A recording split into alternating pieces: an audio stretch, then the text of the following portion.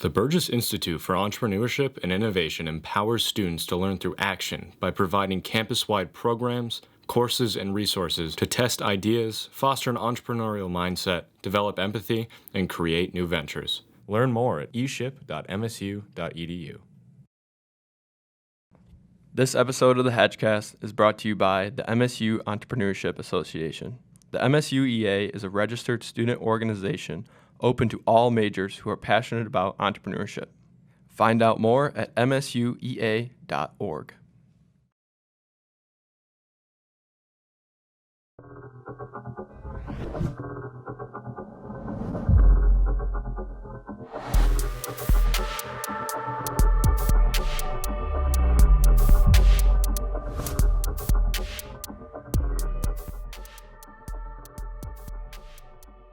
Hi, I'm Tiana West, the Events Promotion and Marketing Intern, and we are back with this week's event segment.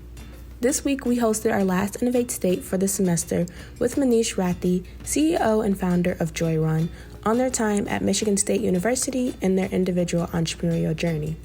Please enjoy exclusive video content from their fireside chat now. Stay safe, and we will see you next time.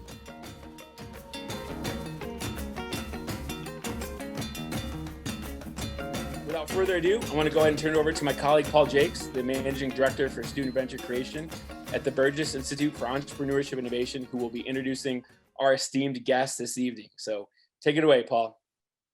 Thanks, Chris. Appreciate it. Thanks for the commercials, and we'll get this going.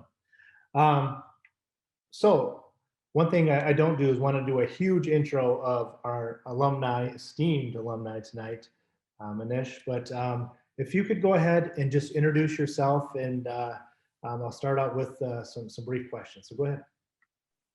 Wow. All right. Hello, everyone, and thank you for the opportunity to chat with students and alumni from my school from so long ago. My name is Manish. I was at Michigan State between 94 and 96. I am now in sunny California.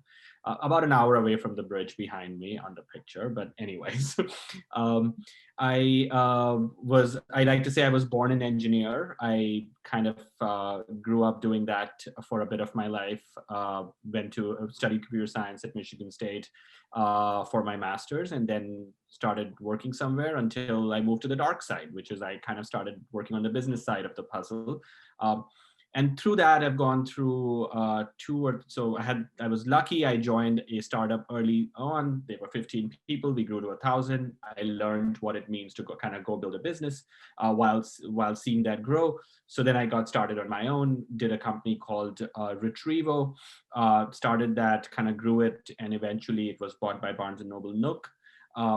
And then the sort of passion of wanting to do it again kind of stuck in. So a couple of years at Nook, and then I got started again on JoyRun, and been doing that for a few years now.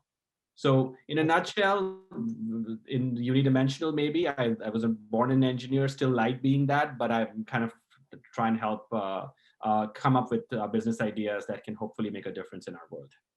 So let's go way back when you were first looking to go to Michigan State. How did you end up picking Michigan State to come for your? So this is 1994, before the World Wide Web was really something, right? I mean, Mark Andreessen had just launched Netscape in at UIUC as a grad student. You're right on the brink of that, right? We were just starting to. I remember sitting in a dorm my freshman year and typing a friend, and they said, "Hey, if I type somebody, you can type back." Now I remember that, and then it's blue. So yeah. So I came here from India in 1994 after finishing my undergrad in computer science there, and so to be honest, I did not know as much about Michigan State versus a different school. I mean, but what I had received was these little brochures from schools that sort of was the admissions packet or the application packet, and MSU just looked beautiful. And then they had descriptions about each department in terms of the professors to work with. And so I had sort of nailed that I wanted to work with Dr. Phil McKinley, who is still at Michigan State and teaching there. And so I kind of identified and I said, here's somebody whose work of research really interests me. So that was sort of the connection. And I came here and actually first came to Michigan Tech in the Upper Peninsula. So I do know coming from away, but I still do very familiar with sort of the Upper Peninsula and so on. Spent a semester there and then moved down to Michigan State. And then spent the better part of my 18 months in the engineering building and the labs there. So do you remember at all the first impressions of the first day of coming to Michigan State? Goods, bads, anything? Yeah, it was January. It was cold. Coming from India, and it was vast in terms of just the size of the campus. And my very first semester, I was a teaching assistant, and I was teaching this class, Computer Science 101. Which may have evolved now, but it was even then everybody took it. So there were like 1,000 students who took that class, and there were 27 teaching assistants teaching that class. So it was like a business in itself, or call it what you will. And Dr. Don Weinshank, who was teaching that class then, was just a phenomenal teacher. And so I remember meeting him. Those are some of my first memories. And then I lived in Spartan Village, and my classes would be at 8 a.m. in the morning, all the way across campus at, was it Holden Hall? Holden's near Twickenham and sort of the other end of campus, right? So that's where my classes would be, that I would teach at 8 a.m. And I didn't have a car then or a bike or anything. I'd just come in. So I'd trudge out at 7:30 in the morning. And a couple of times I reached the class and I was the only one there because none of the students came in there. I'm like, oh my God, I woke up so early. But it was good because in 2 months, I bought a car and they allowed us to get parking right in the middle of campus as a teaching assistant, and life became so much easier at that point in time. That's great. So as you went into computer science, what were you thinking of doing? I mean, I assume you weren't right away thinking about, hey, I'm going to go out and start these companies, or did you? So I did not. I had sort of always dabbled between, should I be doing an MBA or should I do computer science? In fact, even while in grad school at MSU, I took classes at the Broad School. I took 2 or 3 classes in the business school, and sort of wanted to figure out what's the right balance. But the first job I got was in computer science, and I actually I quite enjoyed it, so sort of took that. But it was always in the back of my mind, try work in a small company and learn the tools of the trade, what the startup experience means. Although startups today are sort of much more everywhere. 94, this was still the exception, not the rule. And so I was lucky to kind of join some company that was early enough in the process, learned what it took to go build it. And then I think it was just, it kind of, I enjoyed the process. So I was ready to do it again. So when you graduated, where did you end up? Did you intern somewhere? Did you say, I want to go out west? Did you want to get out there? What was the plan? So even before I grad, like when I think about some of the best time I spent at MSU, it was the summer between the 2 years of college, which was really so relaxed. And of course, summers are so phenomenal in Lansing. And so it was, I really enjoyed that time to kind of figure out what I want to do and kind of dig deep into my research. And so I started working with Dr. McKinley on a project then, which was from a company called Force Systems, doesn't exist any longer, but they had given a grant and equipment to the computer science department. I got to work on it. So immediately as we graduated, they hired all of us. So we were based in Pittsburgh. And so when I graduated, it took me just dump everything in my car and drive down to Pittsburgh, if you will. And I settled in there, lived there a couple of years, actually met my wife there. And then after a couple of years, it was sort of, so this is sort of just history. But while I was working at Force Systems in Pittsburgh, the Wall Street Journal had reached out saying, hey, we want to do a profile story of how tech companies build products quickly and get started. And so the PR department connected them to our team. Like my manager's manager said, look, you should probably talk to these guys because it's a project that's just getting started. And so they followed us for 3 or 4 months to just observe how we did the project. And then they published something in which, for whatever reason, I came out in really good light. And so as soon as that got published, I started getting calls from the West Coast, people saying, hey, you should come work with us. So it was a lucky break. I did nothing to earn it, but people started calling. And so I talked to some of them and then moved at that point in time. So the Wall Street Journal was the early stage angel list. There you go. It was that's interesting. Because nowadays it was not something I expected. It was like I didn't even understand the importance of being part of this until the article. I mean, I was 2 years out of college. I didn't care. So, is that how you got it? Is it Retrievo? Is that how you say it? No. So I joined a company named Extreme Networks. Okay. There were about 20 people there, and I joined them as a software engineer. Was that out west or was that in? I was in California. Yeah, that was sort of that first visit to the West Coast, and I go, okay, and that photo might actually be from right about that time. I mean, this is of course a standard photo, but I'm sure I have one of these exact photos that in the background that I have. And so that was the first visit. You go see the Golden Gate Bridge, you go do the interview, but that's like half the thing. The rest of the time, you're really trying to make the most of the sunny days and enjoy that. So I enjoyed that, and then they made a good offer, so I moved, and then they did really well, and they grew from 20 to 1,000 people in like 3 years.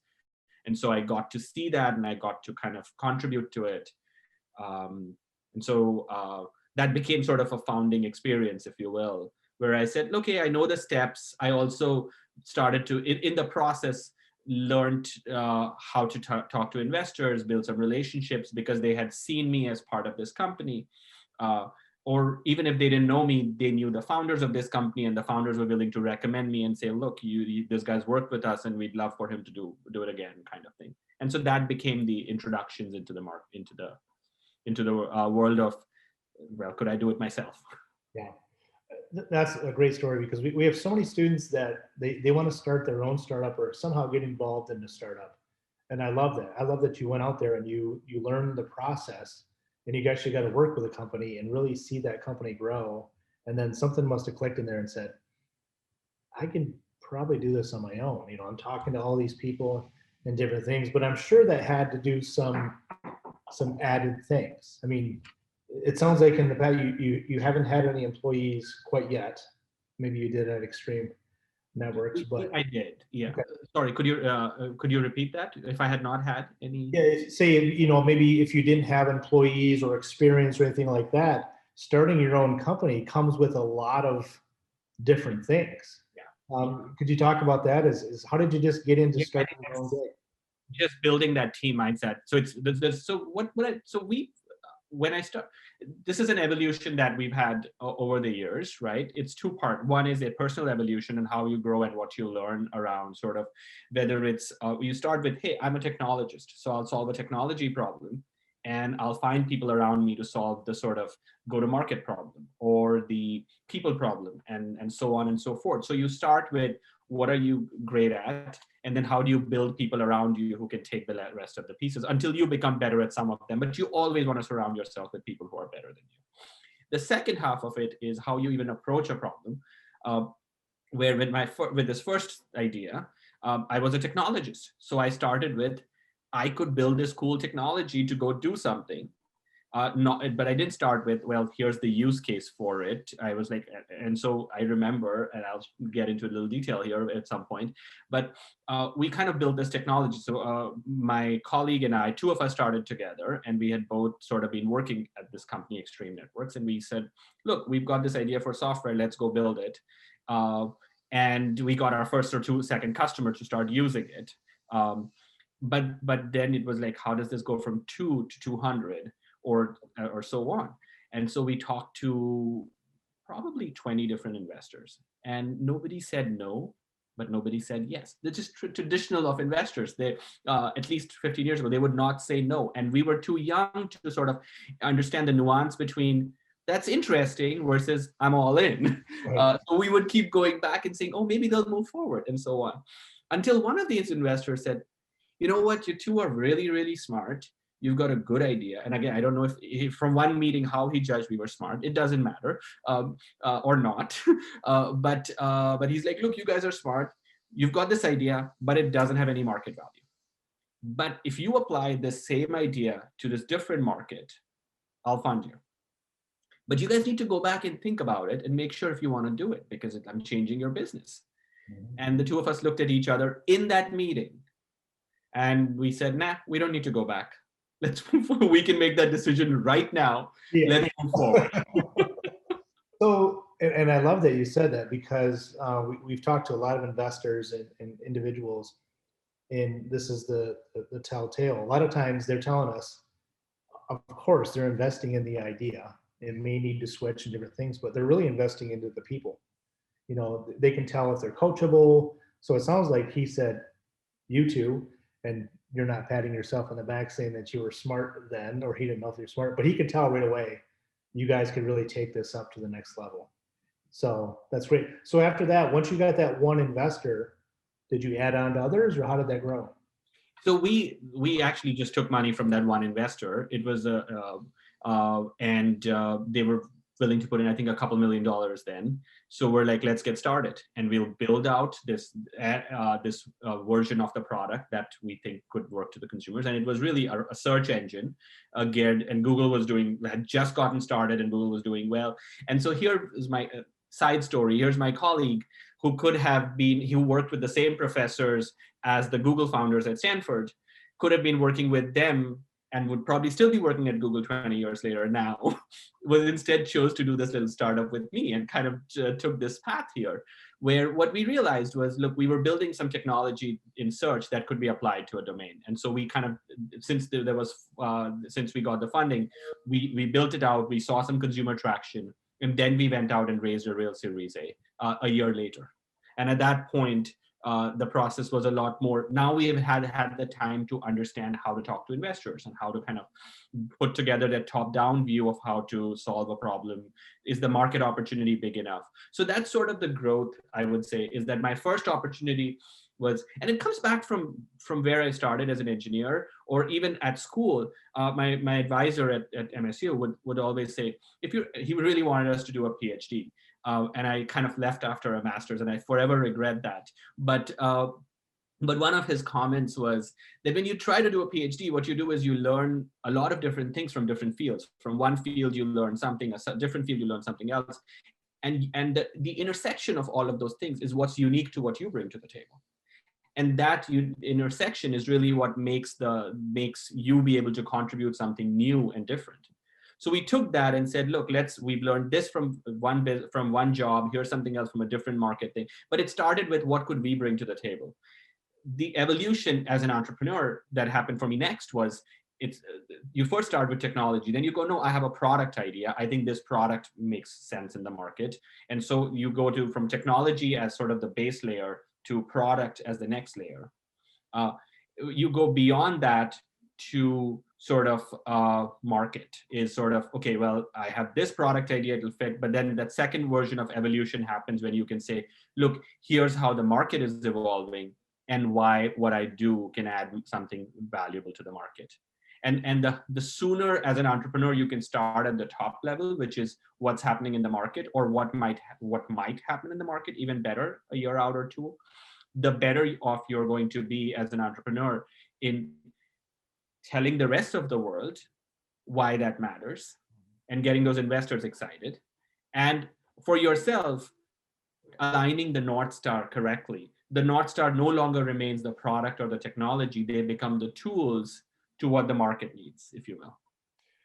And I'm sure the process of raising money and hiring people and getting acquired was perfect. It was all rainbows and butterflies throughout there. I mean, is there anything that you can remember, any hiccups or any things you go back and think about, man, we shouldn't have done that, or things you take back? Yeah, so the hiring process, for example, that was something I had run a team of about 7 or 8 people. So it was a small team while in my job at Extreme Networks. Again, it was a technical team. So moving from that to our own startup where we hired 30 people and it was across sales and marketing and all of that.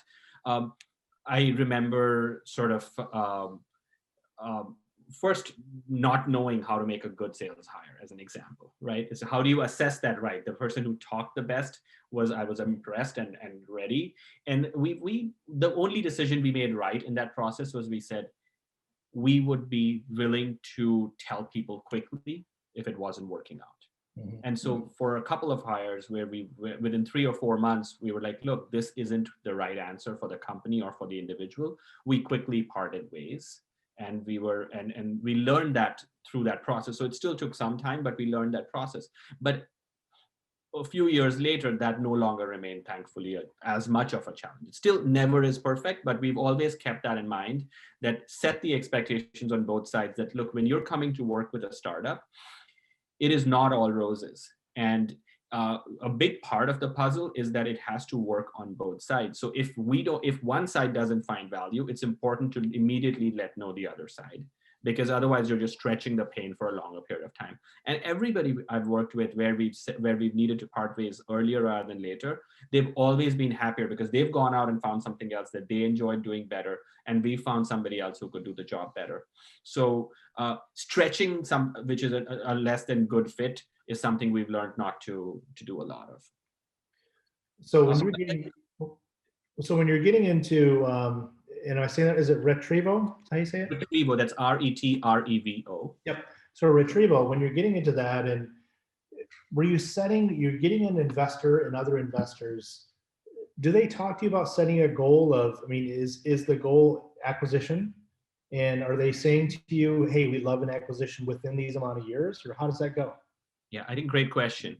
And to be honest, the investors we've had the opportunity to work with, they are all long-term thinkers. They are what you would call in Silicon Valley terms, used to have this term called tier 1 investors. And we got lucky with that because we worked in a company that had tier 1 investors. So those became our network of connections if you will.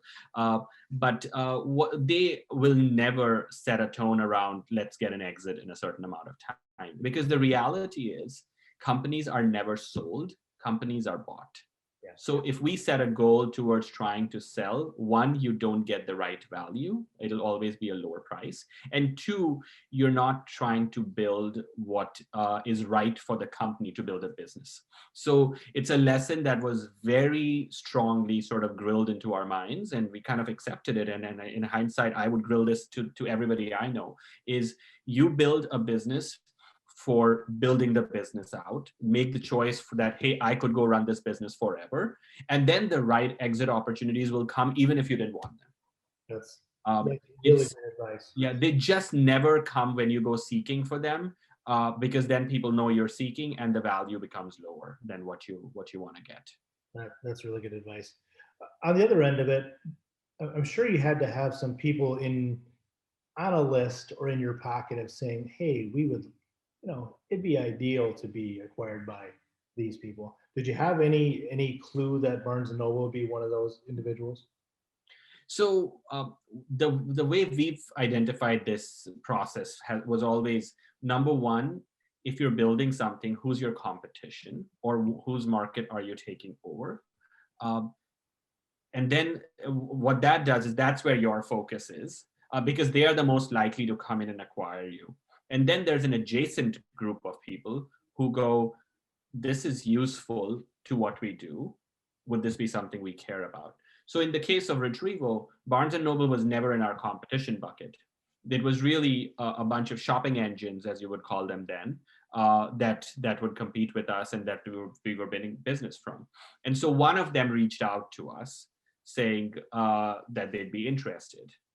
And at that point, we go not only to sort of the 2 or 3 competitors, but also the adjacent bucket to say, look, we've got an inbound. Would you be interested? Because here's the fit with what we do with you. for Barnes and Noble, they were really trying to solve this recommendation engine problem at that point around, because Amazon was beating them hollow in terms of, if I buy book A, here's the next book to recommend. And so we had this technology around recommendation engines, and they go, it could fundamentally change how we sell books. And so they got excited about that. And it was not even sort of our first level where we would go talk to at all. But once you have an inbound, it's a lot sign of interest. It's a lot easier to open that funnel or that aperture of that conversation to be people who could be on the outside of the thing, because then they go, I have to make a decision quickly, and two, there's something here that somebody else wants. So that fear of missing out gets people actually responding. As much as I'm much more of a believer in its technology and its real business and so on, the sense of fear of missing out runs so strong in the Valley that it's hard to ignore, as much as I think it's unreasonable and it shouldn't happen. And I'm sure you gotta capitalize on it when it happens.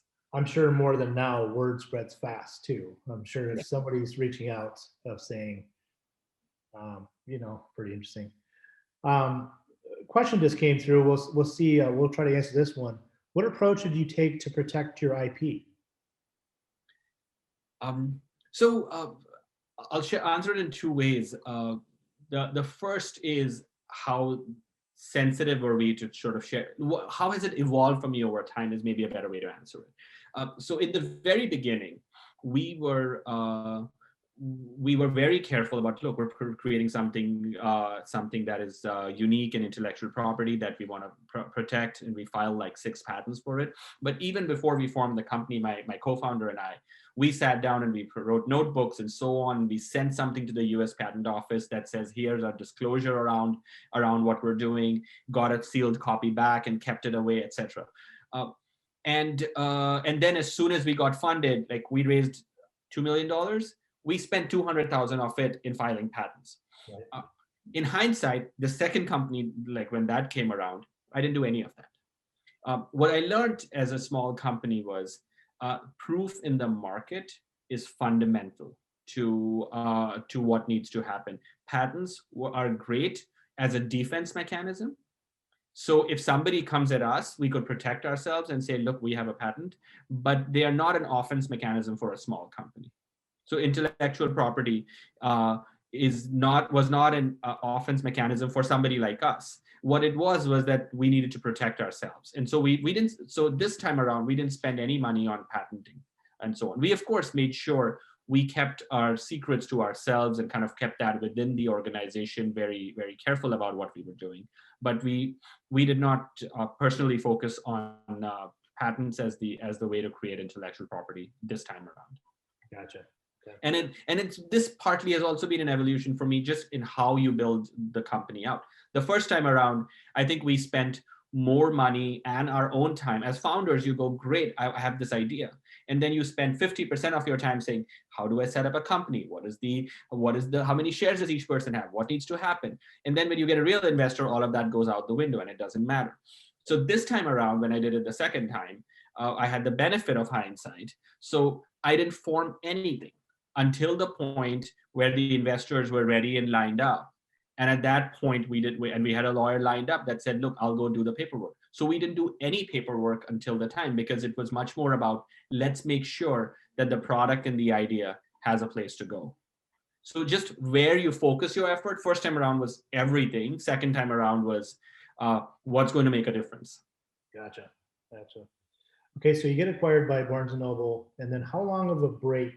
Do you take a break at all before you think about the idea of JoyRun, or what happens? So I graduated May 5th, I think, 1996 from Michigan State. I took my first job at 4 Systems on May 15th, which was a Monday. So I had a full week of break. Between then and now, I have not had a single day of unemployment, which and it's not by choice. It's just the nature of I've obviously taken breaks. I mean, I'll take my winter off and I'll take summer, I'll travel and all of that. But I haven't had that luck or opportunity to say, I'm just going to get away from it for a little bit. Right. So when Barnes and Noble acquired Retrievo, we had to, they of course wanted the team because we needed to go make it work for them. And so we went in and we made it work for them. And so for the first year, no, I wasn't thinking about the next idea. I wanted to do a good job at what somebody had paid us money to come in and go build. Right. And after that, I think it was literally our investors had already set meetings on the calendar 1 year and 3 days later, or whatever. It's like, hey, we should catch up for coffee. I'm like, great idea.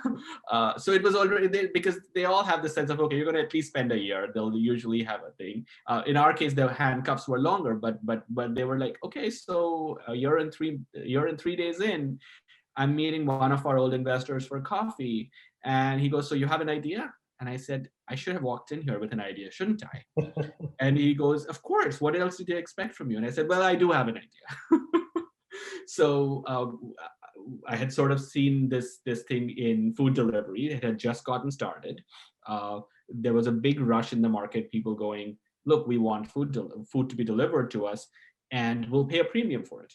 And of course, when you live in San Francisco and people pay a premium for it, you go, yeah, that's something that happens in the city. We don't think it happens naturally. So I said, look, there's a better way to solve this. And we kind of walked in with that answer. And I walk in and my investor goes, well, I have an idea too, because he had been thinking about something and he's like, who's the right guy to go work on it? So I said, well, my idea is in food delivery. He goes, well, my idea is in food delivery as well.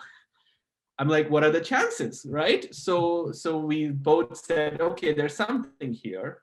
And at that point, the brain cells started trickling. It took us another 6 or 8 months before I actually formalized it and sort of got started. But I think there is this sense in the startup community that if you've done it once, you're likely to come back to it pretty quickly. And the investor community also sort of lives by that, and they will, depending on the type of exit, they will either not set a meeting with you because you lost them money, or they will set up a meeting a year or 2 years because they know how long you have to stay with the next company, and they're like, okay, well, let's talk.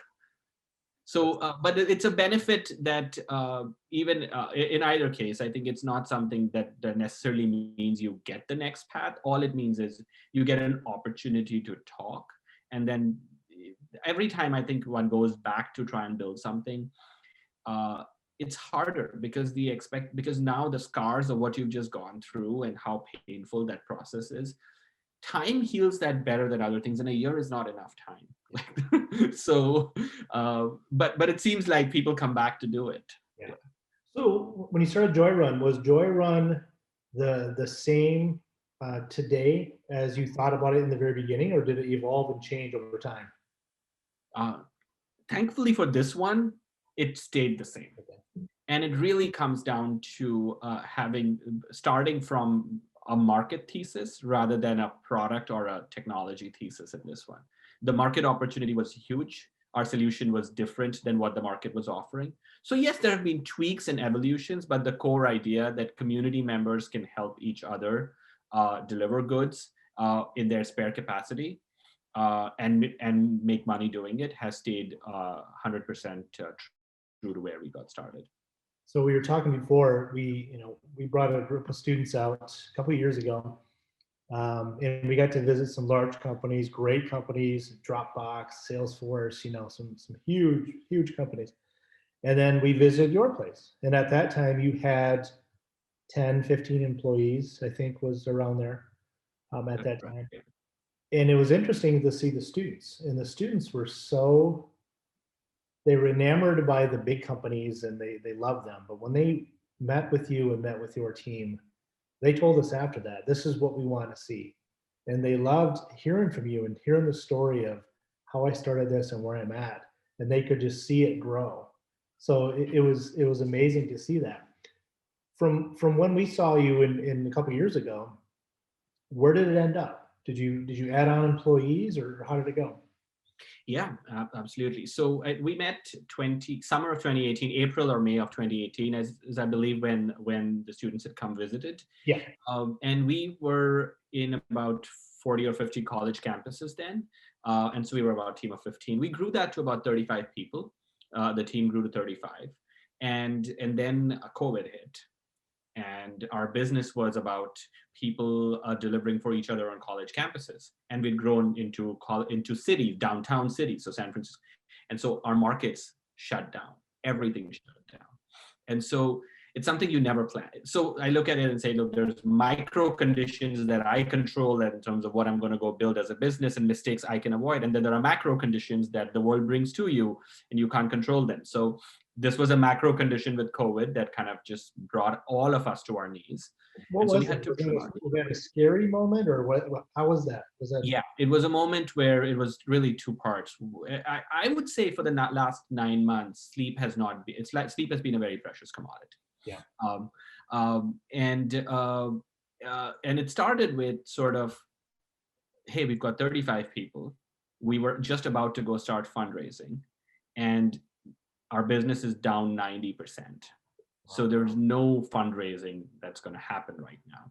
And we don't have 3 years of runway because we were going to go fundraise. So it's 6 months of runway is the traditional thing, right? And so we were like, okay, well, what do? We don't think that we entrepreneurs are by nature optimistic. Even though we say we're not, we don't want to be, we want to be, but I'm like, yeah, this is not coming back in 3 months. Yeah, but September we'll be back. September, everything's going to be all right. Summer's where the big peak is going to be and everything will be all right. So we said we'll plan for September. And our investors were like, no, you got to plan for the end of the year, at least. And were they right? Because it's really next year or sometime, right? And so, so we had to let go of people we loved and worked with every single day who had been part of the team for years. And this, unfortunately, was not the first time I had to go through it. The last startup was during the 2007 financial crisis, 2008 financial crisis.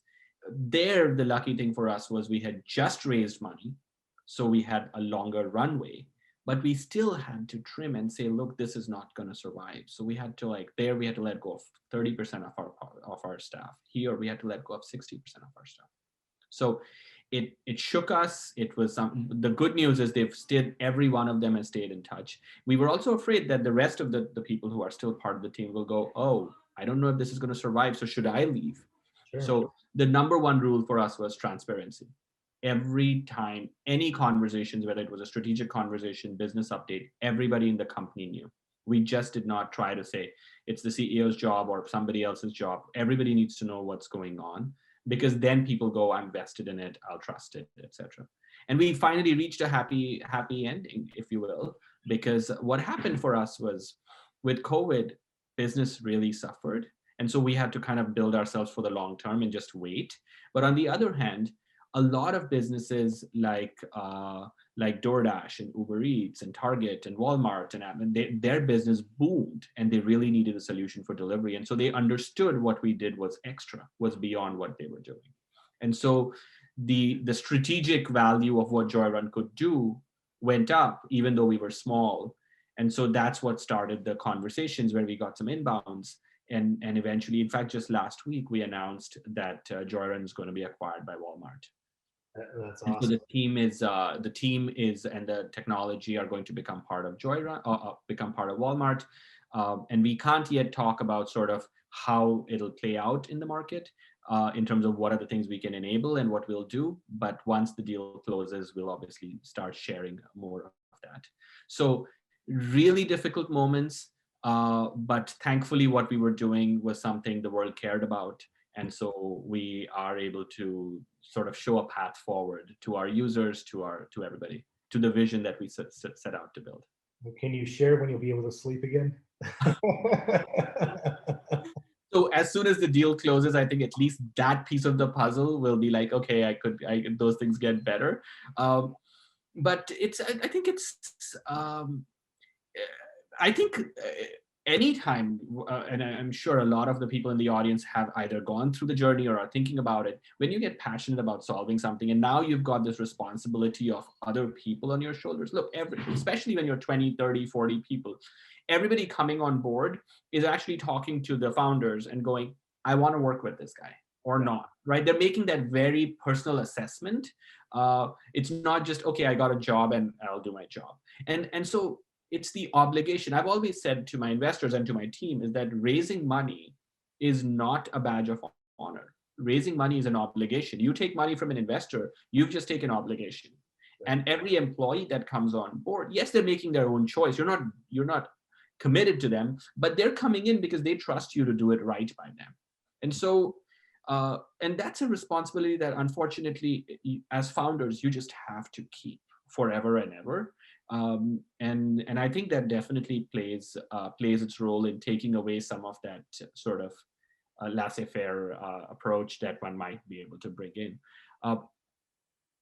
My thing was, this is a marathon, and so you just have to, like, yes, I can't sleep well, but I make sure I sleep every day. I still get my 6 to 8 hours, whatever it is. So and you have to, so, and there was a question as well, is that how do you balance work-life balance? I think you absolutely do. You have to make sure that you find time for yourself and find time for your family, because this is not something that goes away in 6 months or a year. It continues on. So and in our case, if I may share a little bit more, my husband, I mean, this is a husband and wife team with JoyRun that we started together. So in 6 years, we've tested each other out. If nothing else, we're still together. But we definitely took that sort of stress home, but we made sure we took breaks. We kind of made sure that we took off in the summer for a week or 2 weeks. We kind of made sure we had time to turn off every little bit when we could. So and I didn't ask you this about the other companies, but during the process, did you have mentors? Did you have any coaches as you're going through the process, or how was that? I think it's essential to find people who can point out your blind spots. And in the first startup, I did not use a CEO coach or somebody who would just directly. So it was friends who I would still have the flexibility to go talk to and sort of get guidance. And what I learned was there's 2 types of coaching. For me personally, I found was our board or our investors. They are coaches in that they have a good, like, one of my biggest things was in the beginning, it was always about show the board the good news, show them that things are going well, because and whatever's not going well, I'm going to take care of it behind the scene and make it happen. The second startup, it was no, show the board all the bad news, because only when you, of course, with having answers for why you're going to fix it, but only when you tell them what's not right are they going to really be able to help you fix it, because they're going to go based on what you tell them. So it was a whole different approach around how much transparency you bring in and how methodical you are in keeping them informed on what the challenge is. That's when they can act as coaches. Otherwise, they act as, oh, everything's going great, and then suddenly one day there's a problem that they can't help you with. Yeah. So that's the part where investors and board can only be coaches, where you can step back and make it their problem and say, help me solve it, rather than I got it, I'll solve it, right? Because then they're not going to be able to coach. And so that's why it's crucial to also have a second set of coaches who are not directly involved with the company. But somebody who you can talk to once a month or something and say, look, here's the path I'm taking. What are my blind spots? And so there's this the CEO of a different company who I worked with as a coach, and he would always start his meetings by sort of saying, okay, so what's changed in the last 2 or 3 weeks? We'd meet once every 2 weeks. And he always end with, did I find a blind spot for you today?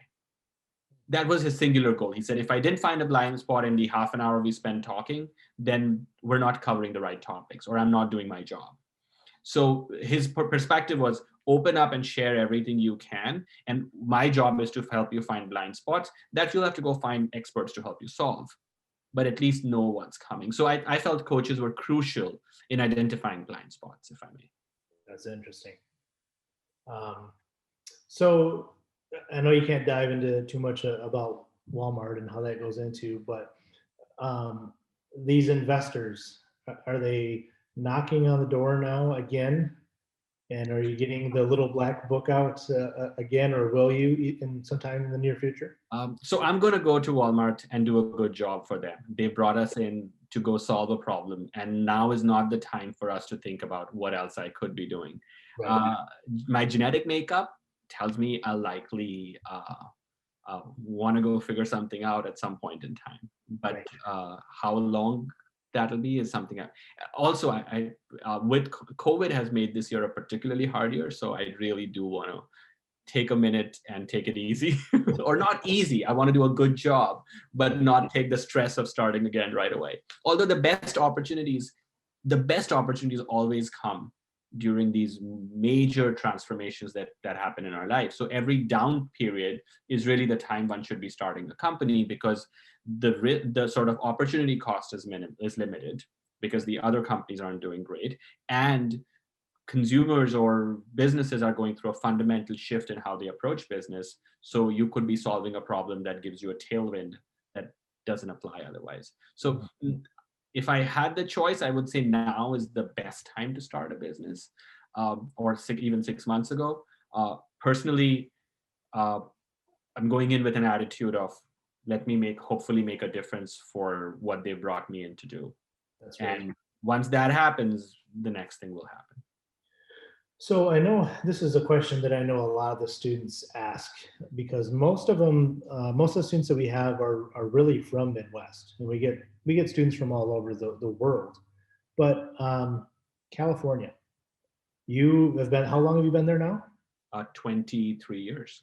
So 23 years.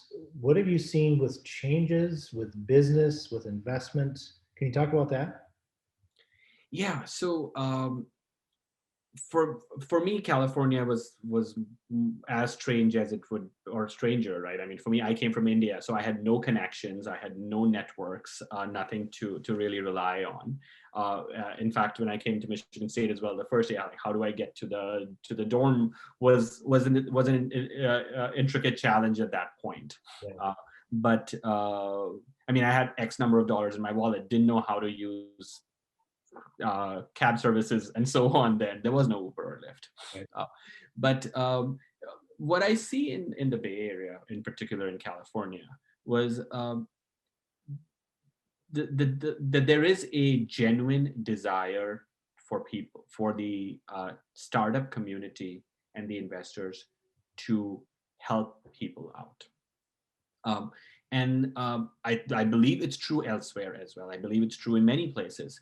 But what happens in the Bay Area is there are so many people you could talk to that the likelihood of finding the person who can help you out is very high. Yeah. And so, as trying to start something or having that mindset of wanting to start something, I'm a big believer that being in the San Francisco Bay Area, even though the costs of living are higher and the quality of life is not half as good, I would still 100% of the time come back and live here and go through that process again. And it's for the intangibles that is really where it has stood out for me. Where met with an investor at so here's an example. When I was starting JoyRun, one of our investors was like, look, hey, do you have an idea? I have an idea, kind of thing, right? That was one of our original investors. But I was like, look, so there's one of you and one of me, and I don't want to drink Kool-Aid and take this really difficult path, because this is not a 2-year thing. It might be 5 years. It might be 10 years, right? When you start a startup, it's for life in some ways. And so I was like, I want to talk to others. And so I happened to meet with my wife and I, of course, as co-founders. One of our old bosses was essentially thinking about what he's doing next. He is now the CEO of Ripple, so he's become a big shot. But at that point, he was kind of figuring it out what to do. And she suggested, as co-founders, like, hey, let's go meet him. And it was over a coffee. It's like, hey, here's an idea we have. We met him over a coffee. And we're like, what do you think, Brad? Is this something we should be doing? We're like going to commit our life into it. And he goes, can I invest? I go, no, I'm not looking for investment, but if you bring 3 more people who say this is a good idea, then maybe we'll commit to it, and yes, we'll take your investment. And so he reached out to 3 investors and said, hey, you should talk to this guy, Manish. We met with those 3 people. All 3 of them said yes. Yep. And it was all over a coffee. And so for me, what that did was, it was those moments where, which is not a network you go build, but it's somebody who meets you and goes, look, I'll help. He had nothing to no reason to help us out, but he took the effort. This was the first time he'd ever met me. And he's like, look, you should go meet with these people. They all got excited about it. That triggered us to go take the steps. Those nuances of just that connection of people is just that much stronger. And it's not something you find because you know somebody. It's happen chance, and that's what I really appreciate about what the Bay Area has to offer. And that's what, a lot of these students who have startups have talked about, moving out west and talking about that, because we do in the Midwest, we do have investors, but there's not as much as that sitting in a coffee shop and probably a couple of people away sitting next to you. If you're starting to talk about an app or a website or a physical product, somebody there is going to be like, yeah, I know somebody, or I know somebody. And that's what we hear all the time. And not as much in Michigan, but it's getting there. It's actually getting a lot better. I'm just hearing on the other side of it too, that there's a lot of investors kind of looking Midwest way. Absolutely. And they're looking maybe even to employ individuals just because it's cheaper, more mobile, different things. Are you hearing that also? So I think that's the fundamental shift with COVID.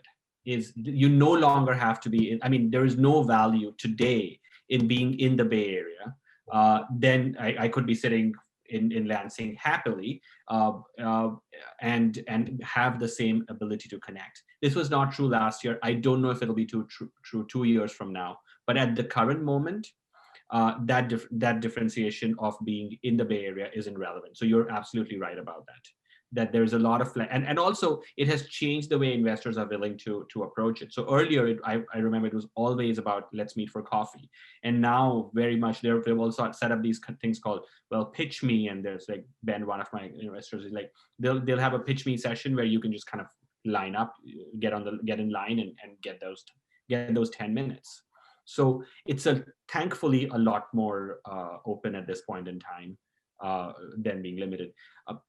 I also think just the cost of building a business is so much more under control being in Michigan, that there is that to me at least the value was always about could we do this where the 1 or 2, like Y Combinator does a great job.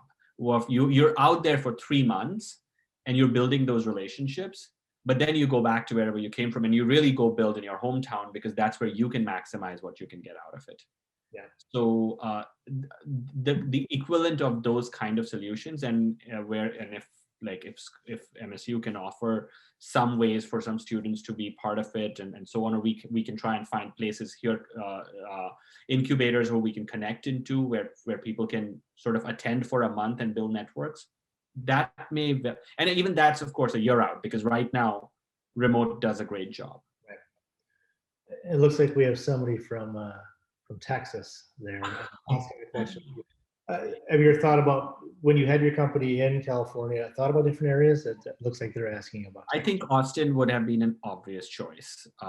If we had grown big enough. I think Austin is a great, again, from a talent perspective, being able to hire strong tech talent is great.